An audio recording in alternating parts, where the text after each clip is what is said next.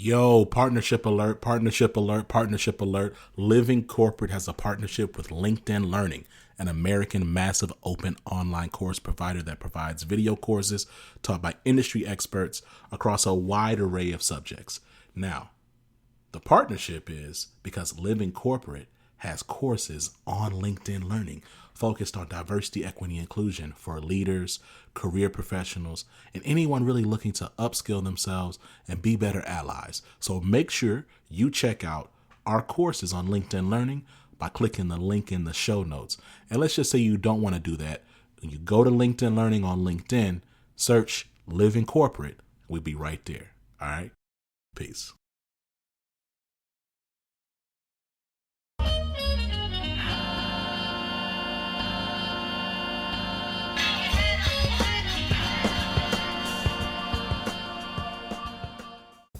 What's up, y'all? It's Zach with Living Corporate. And hey, look, it has been quite the year. I am thankful for a lot of things. I'm thankful for the fact that our network has continued to expand. We have new podcasts.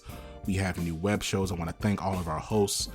We have had some incredible partnerships between LinkedIn and Pfizer and LiveRamp and a few others, Uncork. We've had some really great opportunities to continue to grow as a brand. And I'm thankful for that. I'm thankful for the impact that we've been able to create here.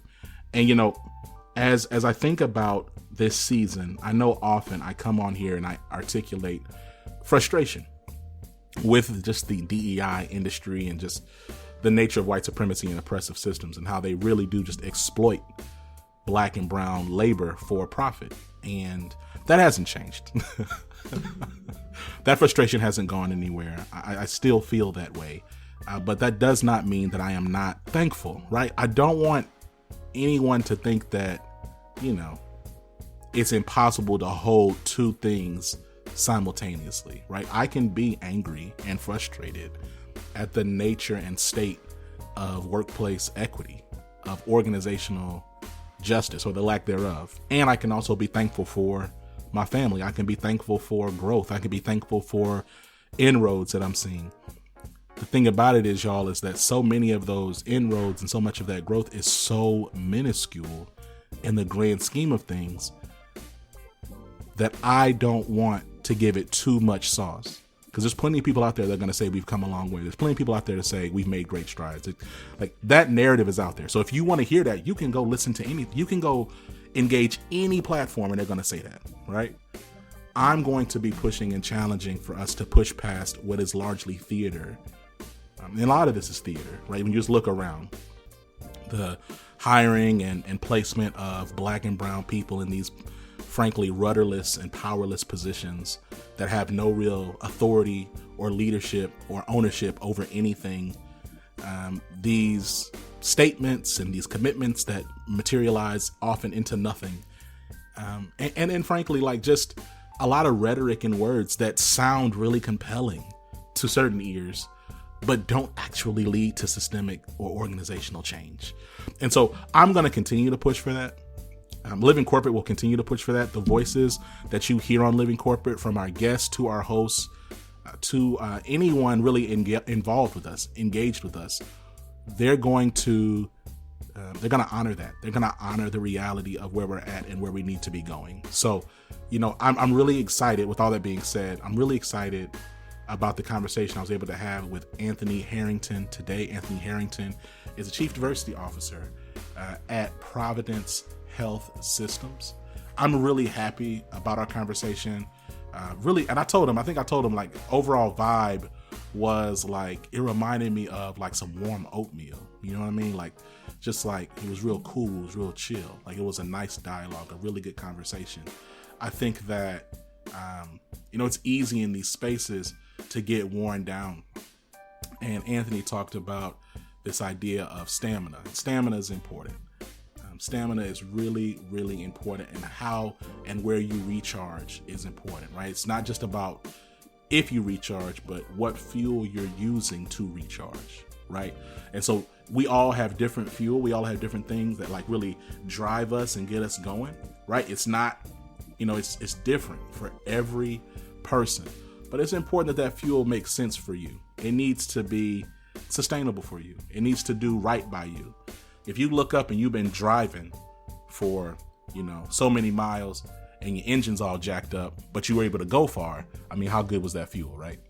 It's really important that we think about like how we manage and take care of ourselves in this work. When I say we, in this context, I'm talking about Black and brown diversity, equity, inclusion leaders, or anyone involved in just seeking to center and amplify marginalized voices, because there's traumas that are inflicted upon us. I also think it's important that we don't shy away from the reality that systems and people that inflict harm upon us deserve to be held accountable for that harm, right?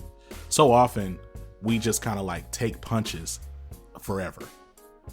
We sit around and we just kind of namaste through it, right? And that's not sustainable. That's not honest, and that's not honorable to your own body, right? It's actually toxic, right? It's a form of white supremacy. Okay, we're just supposed to sit back and just take the harm. No, we have a right to be advocated for as much as we advocate for others. And so, as and where you can, look to advocate, look to seek advocates, right? Look to have people who are in your corner, who can speak up for you, who can pour into you, and who can challenge and push others back as they're harming you, just as you seek to be that advocate for somebody else. Anyway, look, I'm really excited about the conversation. If you can't tell, Anthony Herrington, great guy. Thankful for our discussion. Before we get there, though, we're going to tap in with Tristan. So I'm going to see you soon.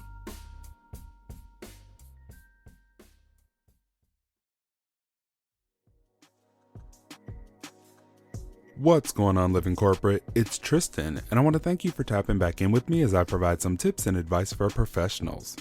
Today, let's discuss a couple of things that you should do when your boss is out of the office. When the holidays begin to roll around, you notice that the office slowly starts to look empty and you start receiving nothing but out-of-office messages.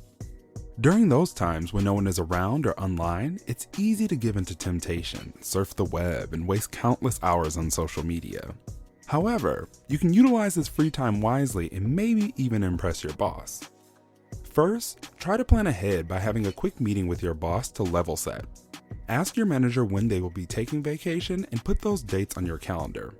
Then discuss what projects or other tasks they would like you to work on while they are away. Be ready to take the initiative and offer up ideas if your boss doesn't have any. Then put them all on your calendar so you don't forget anything. If your boss leaves you with a light workload, don't be afraid to ask other team members if there's anything that you can help with. Offering up your assistance is a great way to build or strengthen relationships and show that you're a team player. You might meet someone new, learn about a different role, or better understand another part of the business. You can also utilize this time of peace to learn something new. You can use your company's learning management systems to boost your skills or just get all that required training out of the way. You can check out other sites and even YouTube to boost skills that your company's learning management system may not be able to help you with. Not only can these skills help you become better in your role, but you might be able to use them to land a future role. Lastly, don't forget to recap with your boss what you've done or learned during this time, so they know you've made good use of your time without them there. I know it's always a push to stay motivated during the end of the year, but doing a couple of these things will show your boss that you're self-motivated and can be trusted while they're gone. This tip was brought to you by Tristan of Layfield Resume Consulting. Check us out on Instagram, Twitter, and Facebook at Layfield Resume, or connect with me, Tristan Layfield, on LinkedIn.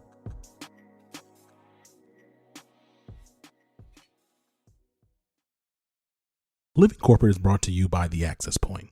The reality is, this is the largest influx of Black and brown talent corporate America has ever had. And as a result, a variety of talent entering the workforce are first-generation professionals. The other reality? Most of these folks aren't learning what it means to navigate a majority white workplace in their college classes. Enter The Access Point, a live weekly web show within the Living Corporate Network that gives Black and brown college students the real talk they need and likely haven't heard elsewhere. Every week, our hosts and special guests are dropping gems, so don't miss out. Check out The Access Point on livingcorporate.tv. Anthony, welcome to the show, man. How you doing? I'm doing great, man. It's so nice to be with you today. Look, I'm excited.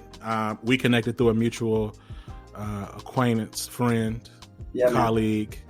Let's start with your journey, though. Like, how did you get here? Like, when I say here, I mean, here can be as broad as you want it to be, man. Like, how did you get here? Yeah, man, my journey, we all have our unique journeys, right? I'm born and raised in Anchorage, Alaska, me and my people. I tell folks, like, we made it to even Alaska. Our folks came through South Carolina, like many of our people did in the South, and navigated to Alaska. I was born and raised there in a Black culture. I played ball, growing up basketball. So I played high school basketball, won a state championship there. Played ball in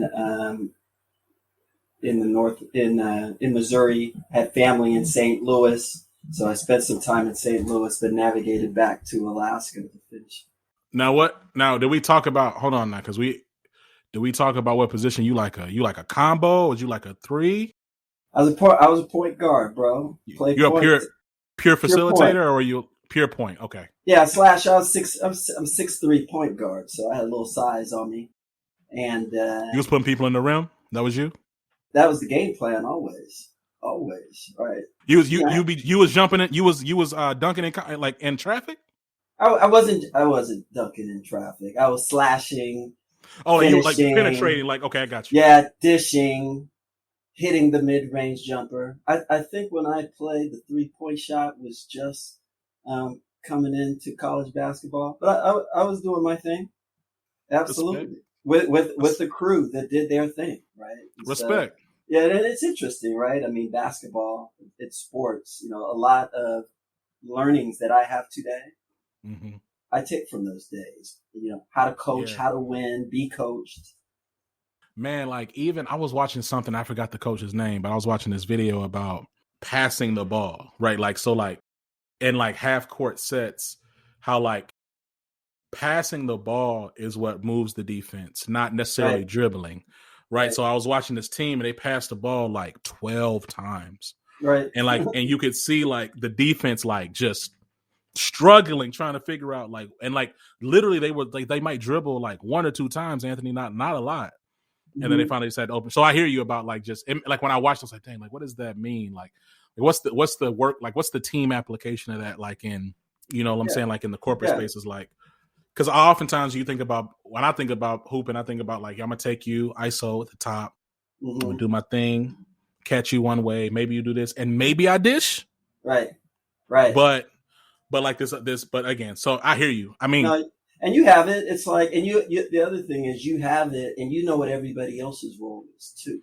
Right? So I think that's the synergies with what we do in our day-to-day life, right? And I think, just playing guard and playing point guard, I remember being held accountable for when other cats on the team weren't in the right position, right? And so you start learning not just your own role, but you end up being a coach on the court and knowing everybody else's role as well. So I think it's those type of lessons that stick with me today, and how I work with teams, how I try to be a great teammate. There's definitely some analogies there.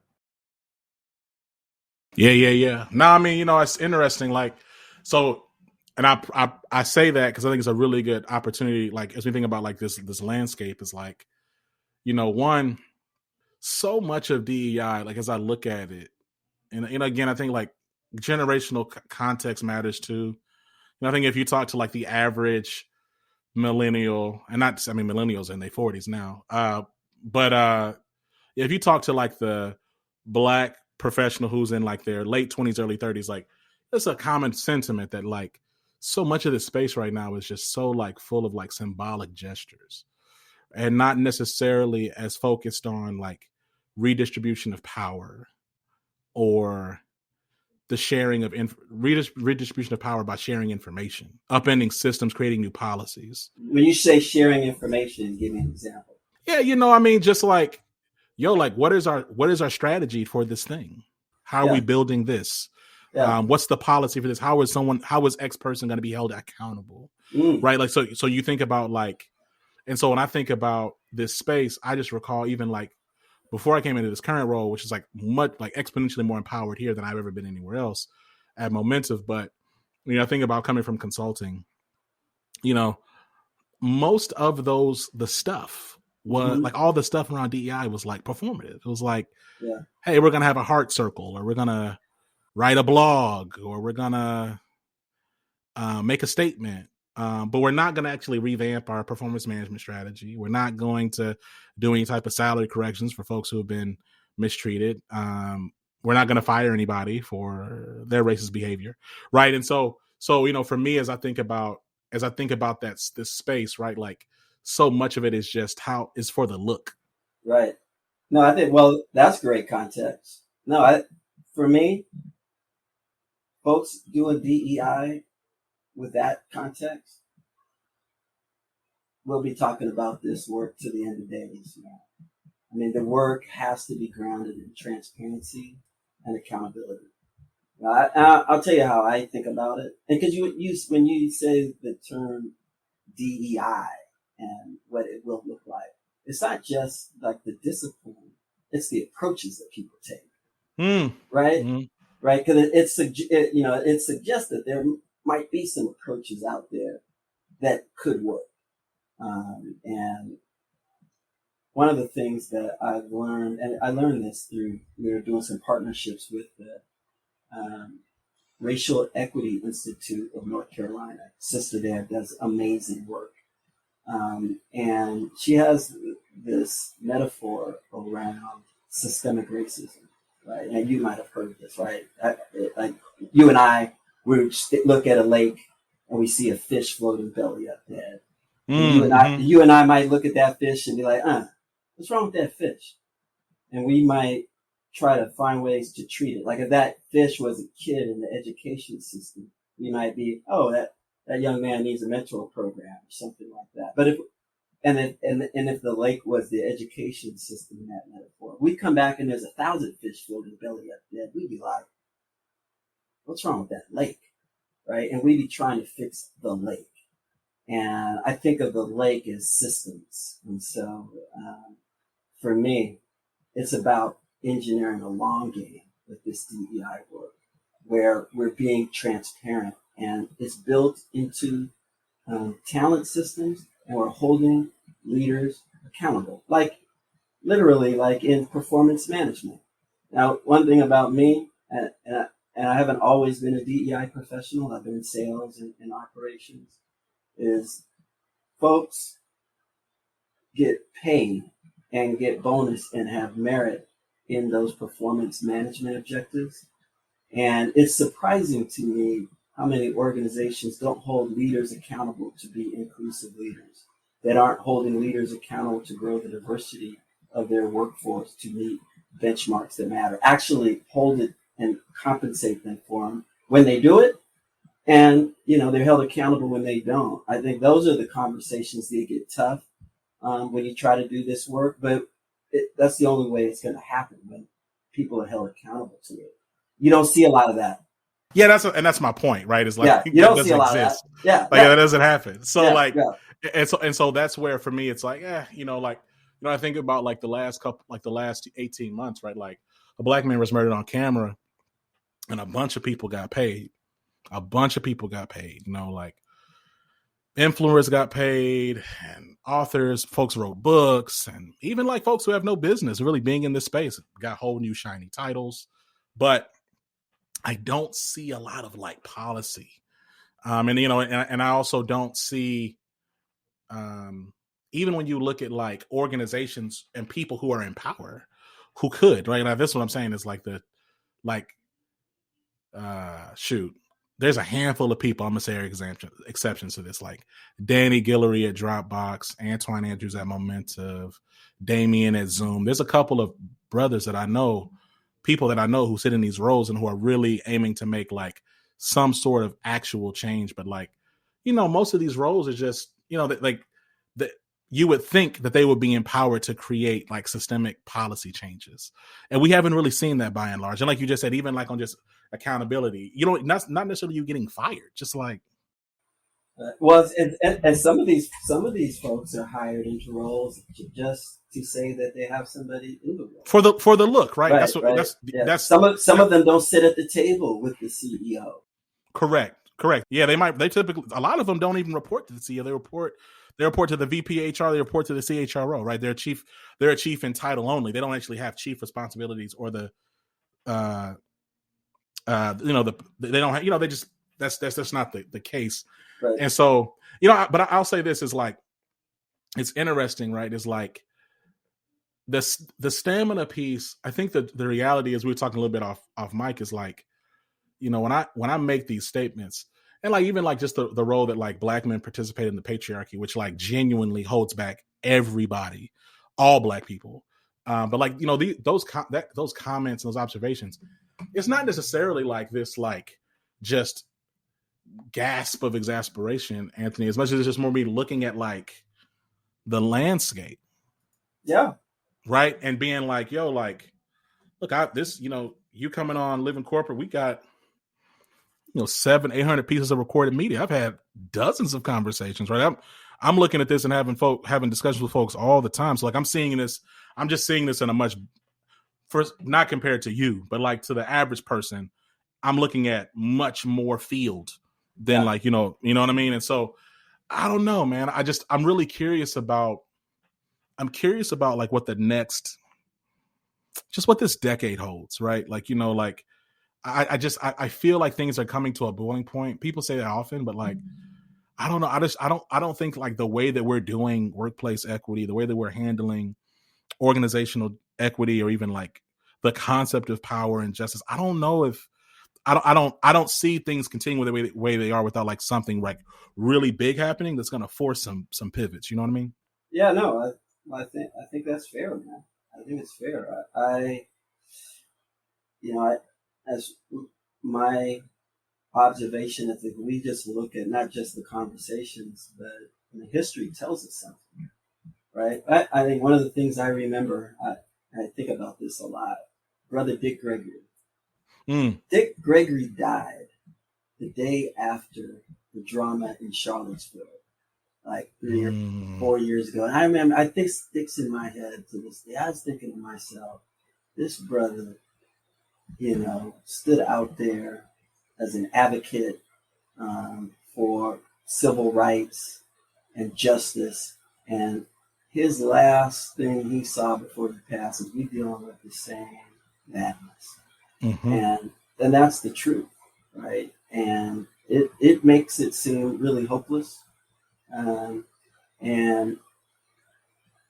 I stay focused on just trying to make a difference, brother. And I hear you. Yeah, no, and it is tough. And that question on what will this look like, I don't have a lot of optimism on it, just generally out there in the society that we live in. I believe that people can make change in their networks. We can make change when we do this work right. To your point, those organizations that know what they're doing, you gave some examples. There's a handful of those out there. But we have a lot of work to do. I don't think we do it in a silo either. I think we create greater change when we come together and create alignment, right? 100%. And I think like some of that though, like that scarcity mindset of like just not wanting to collaborate and like really build something, some of that has to like, so it goes back to me, it almost goes back to a question of like, what's your actual motive? Like, because I have talked to organizations that are looking to like, they'll create different media, like DEI related content, and they want to create it not for altruistic purposes, really, but like as like an asset to help promote whatever, right? Whatever the case is. But it's more like a brand play than it is like a true social impact play, right? And so, I hear you. I agree. I'm looking forward to like, again, like I said earlier, alluding to my job, is what's exciting about the pivot I've made and kind of getting away from where I was is that I do feel like I actually have some type of say and power to do more of that rather than just kind of like performative, symbolic stuff, right? Which is again, like those things over time are draining. To your point though, like you've been an executive leader for several years. You're the chief officer now at Providence Health and Services. It's been some time. I'm curious, like, how do you navigate and like pour back into yourself in this work, right? Like, what does that look like for you? Yeah, this work, like I was sharing, I haven't always been a DEI professional. I worked in sales, as a sales leader at Pepsi, and I really ground myself in being an enterprise leader. So not just around sales, I would bring the entire organization along to drive value. And that's when I first started doing DEI work as a volunteer, joining a number of DEI committees. And then when I joined, I started working at Nike after that. And I was doing operations, more supply chain work, Zach. But still with that kind of enterprise mindset, and I started doing work with their DEI teams. So one of the things that I tried to do is, even though when I took the DEI, started doing the DEI work, I kind of kept the operational approach. Right? I was working on big projects that required change management. It was important for that work to be embedded in all things that we did, our communication, our brand, how we showed up in our community. And so as I thought about the DEI work and how to apply that same operational mindset to that work, I brought that along with me. So some of how we were talking about DEI, while I wasn't a chief, didn't have chief in my title, when I first got into DEI, I was cutting my chops. If you just saw me roll and saw how I handled my business and the leaders that I got in front of, you probably wouldn't know it. So I always try to roll like an enterprise leader, represent myself that way. And as I, help kind of continue my own development and help people that are looking out for support and guidance with their own development, I rolled like that. So now I'm a chief, diversity, equity, and inclusion officer. Those days where I was looking at my boss and, man, I sure wish that person would have went here with the CEO and really been bold, or really wish this person would have taken this approach. Only thing that's different now is I don't have that layer in front of me. And I get to actually pilot some things, take some approaches. One of the things that I did when I shut it down and just really retired from corporate, I did that for a few years and started doing some consulting work. It was a great place for me to treat this work like a petri dish, right?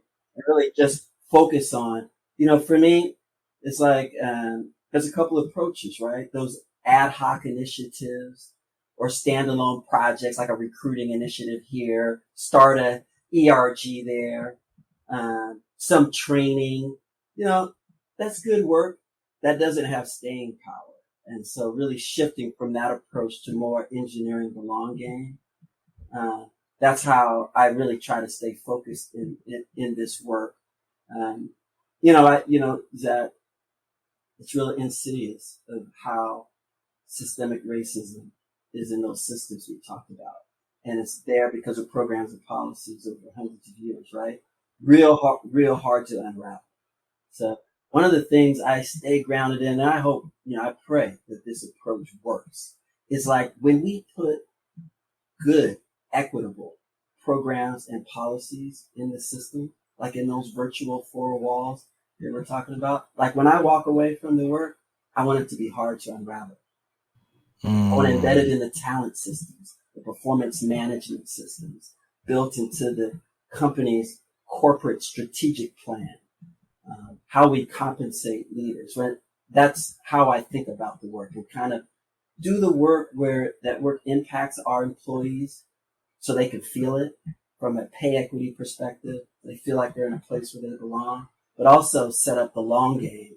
So it's there and it's always going to the next level year over year over year. That's how I think about the work. You've said the work a few times. We've been talking about the work at large. Like, let's talk about Providence Health and Services, right? Like, It's been over half a year now. Like, why this role and why now? I was telling you, I was doing consulting work. Yeah, I shut it down. I had no plans. That's 30 years, actually. 15 Pepsi 15, 19. So, and I had some health challenges, Zach. I was battling prostate cancer. I got on the other side of that. I was doing Praise God. Yeah, thank you. Thank you. I was doing consultant work. And a couple of things. One, just watching the sacrifice of caregivers across the country as they navigated through this COVID drama, right? And just seeing the disproportionate impacts to our people. I started having a different perspective on this work in the healthcare realm. I actually had a small healthcare client. And Providence hit me up. I actually had a note in my LinkedIn. It was sitting there for a month to help Providence Anchorage with launching their DEI strategy. And so I followed up. I was born in this hospital. All my kids were born in Providence Anchorage. My in-laws live up the street from that. And that prostate cancer I talked about, it was bad, and my life was saved at Providence St. Vincent's Hospital here in Portland. Wow. After I helped Providence Anchorage with that, I didn't realize that a number of senior leaders in the organizations was on that webinar I put on. So they hit me up and they recruited me. And for me, it's like the cherry on the sundae, if you think about it. For me, somebody that's passionate about making a difference and making an impact in this work, to be able to do it and also be able to promote health equity and address health disparities in this work, it's like I couldn't really miss out on that opportunity. It fit my sweet spot. I was working for the CEO, which is super important for Providence, Oregon. It's a large system, so I work for the Oregon region. But I felt like it's an opportunity for me to make an impact, in a different way. That's what led me to Providence. Like you said, I've been here 7 months, new to healthcare, right? And so at Providence, in some of my research before I took the job, there was a standing commitment to health equity. Some of it was inspired about those events from last summer. A commitment to really get after it. They have really acknowledged that systemic racism exists.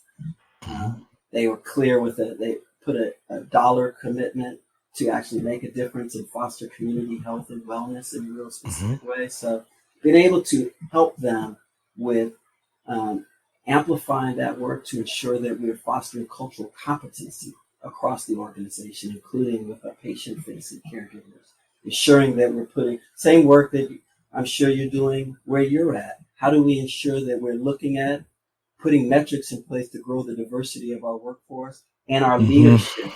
And so, no different than many organizations, we have lots of opportunity to really do what we said. You said something that really resonated with me. It's how organizations put social impact strategies in place and around brand building many times. And for me, one of the things that I think is super important for those organizations is it's not just about what you do or what you talk about. People want to know, what are you doing for your organization? What are you doing? Correct. Yeah. What are you doing to close the wealth gap to ensure that you have, Black folks and other folks that are disproportionately marginalized in leadership positions? Right. And I think that that's a gap I see. A lot of folks will, and you're probably seeing it now. I haven't even looked on how many organizations are speaking out on, I'm sure they're out there because we know the cycle. It's important that organizations do the work internally as well. 100%. Right. Like, I'm right there with you. Like, speaking to your point though, around like this space, like this unique opportunity, and that's a beautiful story again. Like, I thank God that you're here. I'm glad that you're here. I'm thankful that you're here. That is no joke. And the fact that, like that prostate cancer is those are like, that's something that has a disparate impact on black men more than other populations, which is not, aggressively discussed enough. Right. Even that, like just like, cause I remember like even at my church and I was like 29 at the time. And I was, it was like a whole event where it was like all these men were coming and they were getting, it was like a drive, I guess, like to encourage Black men to get exams. because like of just like how the age that we can succumb to that is much younger than our white counterparts and just stuff. You don't even think about, say, well, the study's this. It's like, yeah, but that population that you studied was like a mostly white population, so it's just not the same. So anyway, that kind of leads me well into the next question. As we talk about diversity, equity, inclusion in healthcare, it feels like a lot to wrap your arms around for me, right? Someone who's sitting outside of the healthcare space. Of course, there's the matter of equity for your own DEI for your employees, but then there's also like the concept of equitable care, which you've alluded to earlier, and that being a major gap from the inception of just like the American healthcare system. Like, how do you tackle both of those worlds simultaneously? You talked about like this inside out approach, but I'd love to hear more about like, even just as you think about the space and like, it feels like a lot. Like, am I overstating it? No, you're not. It is a lot. And I've been in healthcare for 7 months, so my eyes are like blown. It's real sobering. In outside of healthcare, in my prior jobs, one of the things that really fueled me in the work is closing the gap. Is doing this work to actually close the wealth gap, right? Because if you just think about, part of it is that we're in low compensation jobs in aggregate, right? And so that a lot of my work was grounded in that, helping people navigate those conversations with the boss. Now it's different consequences. We're talking about our health, our lives. And so, one of the things that I've learned about this work in this short time is the opportunity to foster health in the population before they ever come to acute care facility, a hospital, or a clinic. So this investment in community health and well-being.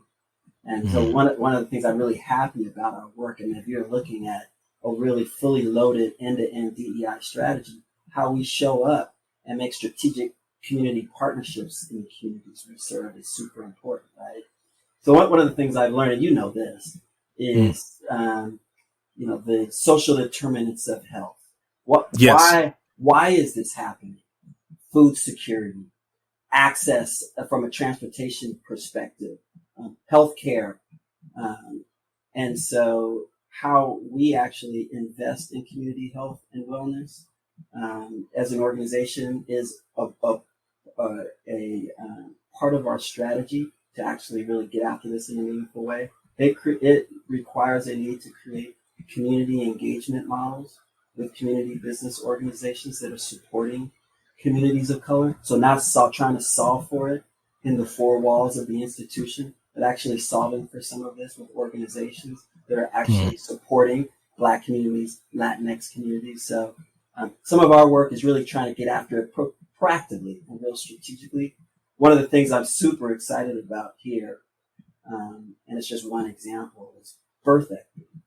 Right? I'm like super passionate about this work. My mama, my wife, I was talking to my wife about this. If you go back to when we had kids and you knew the disproportionate impact, the mortality rate of Black women and their kids versus their white counterparts, what would you do? What decisions would you make as it relates to your provider and your care? And we'd make different decisions. We'd probably be looking for a Black doctor, right? And so we're doing some work from a birth equity perspective, partnering with communities of color and Providence leaders at the table with real skin in the game to address this and takes action on birth equity. I've been in a few meetings, very powerful Black organizations, doula-based organizations doing amazing work in the community. I think that's one example of a number of different opportunities to get after this work. And of course, we have to do it within the institution as well. You wrote something, I either saw it on LinkedIn or on Twitter, about the importance of empathy and leadership. And I'd like to understand if you have any perspective on the connection between empathetic and equitable leadership. Yeah, I think one thing about diversity, equity, and inclusion, I frame it up many times in two aspects. One is talent, right? We're all about bringing in great talent. That's one of the interesting things about this work in DEI the black folks and the people of color we're trying to bring into organizations, they're great and amazingly talented people that we're missing out on. But it's also around leadership, right? An inclusive leader is a great leader.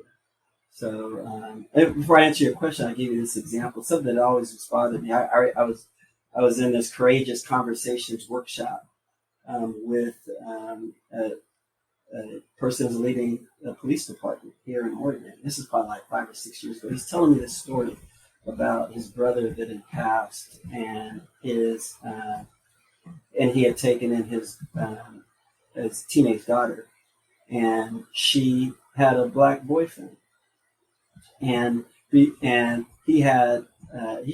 was very open with the bias he had against black folks.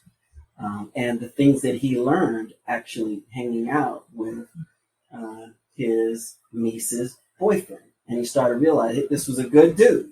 And he's walking through the mall once with them and seeing how he was getting looked sideways, right? What? Right? And he told me how much he learned through that. And this is my takeaway. I see this a lot. It's like, it's too bad that you actually had to have that experience to understand that he's missing empathy. Like I don't need to go through the experience. I don't want anybody to have those examples. And so I think of empathy as a leadership competency. I think anybody, if you just put yourself in that position, right? It's like, what would I be thinking right now if I was that person? It's some simple concepts, right?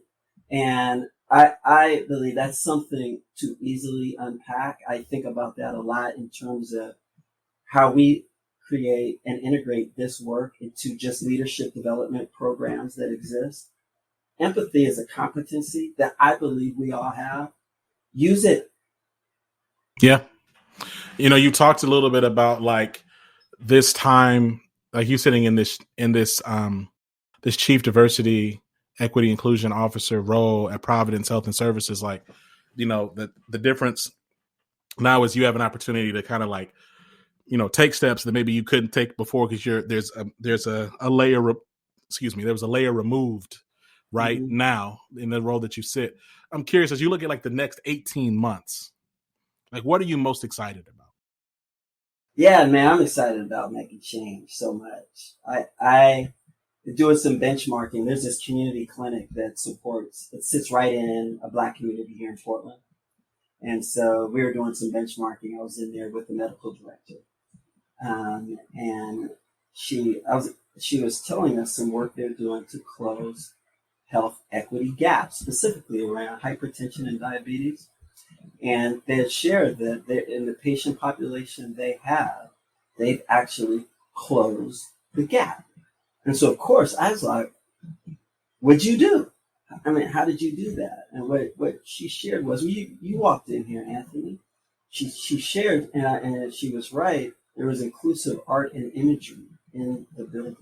Like you walked in there, it looked like a building in the black community, right? There's black folks actually in running the facility. They created a different model. One of the things that she shared with me, it's all new insight as you could imagine. I'm new in healthcare. She was sharing that for folks whose numbers from a hypertension perspective were meeting a threshold that was okay, they were meeting with them to check up on them like every 6 weeks, right? Those patients whose numbers were below the threshold, they were also meeting with them every 6 weeks. They changed their model. They're like, you know what? If your numbers aren't hitting the threshold, come back in 2 weeks. I want to follow up with you to get those numbers up and keep following up with you every 2 weeks. And she was sharing with me how she closed the gap and the amount of lives that accounted for just in her facility over the last 10 years. She said, we probably saved 150 lives here. Wow. And that was really sobering to me. I actually shed a tear. So you're talking about what I want to see 18 months from now. I shared an example of some work we're doing around birth equity.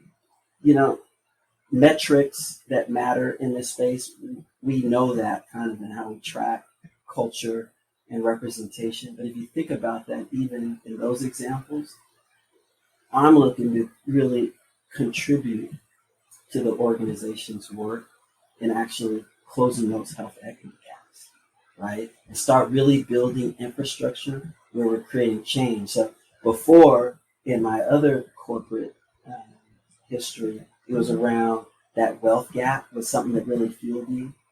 Right now, I want to be able to walk away and say, man, we actually closed that gap 10%, 15%, 20%. Because I'm in my mind, I'm counting bodies, counting lives. So stay grounded in that systemic approach where it's embedded in the system, hard to unravel, and really measure what matters along the way and really try to create change. That's how I think about it. That's what I'm hoping to get after. Man, I love that. Look, man, it's been a dope conversation. We could probably keep going another 30, 45, 50 minutes, but I want to respect your time. I told you before I was going to respect your time. Before I let you go, any shout outs or final thoughts you have? Man, well, first, I want to thank you. I appreciate it. And I am like the product of so many different mentors and colleagues along the way. What I didn't tell you is like those 30 years between Pepsi and Coke, 20 of them I worked for Black folks, a really unique experience that I've had. So I'm the product of that and also the community that we have. So we go back and forth. But you are creating change also. And so I want to give you a shout out as well. Oh, thank you, man. And I think, one of the things about this work is that by creating better workplaces, we are creating a better world, right? And it's tough. As I was sharing, if we think like that, we can still create change. I love it, man. This is very sober. Your steez is like, what do I want to compare it to? It's like it's very smooth, right? And calming. My steez? Wait, what'd you say? Yeah, your steez, like your brand, how you show up. You know what I mean? Like how you do what you do, like how you showed up in this conversation. It kind of reminds me of like some warm oatmeal. You know what I mean? Oh, there you go. You know what I mean? It's like, it's nice. Like, it doesn't feel, it's unassuming. It's not like super aggressive. I feel like I show up a lot like grits, but with like a hot sauce and shrimps in it. You know what I'm saying? Like, it's just a lot of cheese. Yeah. Like, it's like, okay, it's like, what's, and so it's nice. I want to acknowledge, like, man, I really appreciate this conversation. Yeah. And I hope that, everybody takes the time, click the link in the show notes and learn more about Providence Health and Services. Make sure you click the LinkedIn link in the show notes and learn more about Anthony Herrington, who's the Chief Diversity Officer. Man, I just appreciate you. And look, you're a friend of the show. I hope that you come back as things are popping off and you got things you want to talk about. Like, come back. Like, this is not a one and done thing. Yeah, man. I'm in the family. I look forward to that opportunity. I appreciate you. All right, man. Talk to you soon. Peace.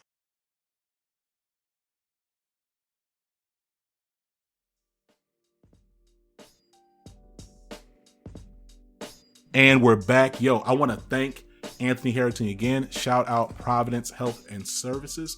Make sure y'all check out the link in the show notes. Learn more about Providence Health and Services. Learn more about Anthony. And look, if you haven't already, make sure you tell somebody about Living Corporate, right? Tell a family member, especially come look, it's Thanksgiving. The vaccine is out there, so people moving around a little bit more. I know I'm really excited. I'm going to be hanging out with my family. Just really thankful to see everybody. I'm not going to shout out nobody by name because I didn't tell them I was going to do that, but really thankful to see my family, thankful to see my mom. And, while you're doing that, while you're having your dinners and your conversation, just your community, your fellowship, let them know about Living Corporate. I'm sure some of y'all going to have some conversations, some racy conversations or some challenging discussions. Just, let them know about Living Corporate. You know what I mean? Give us 5 stars on Apple Podcasts, and we'll talk to y'all soon. Peace.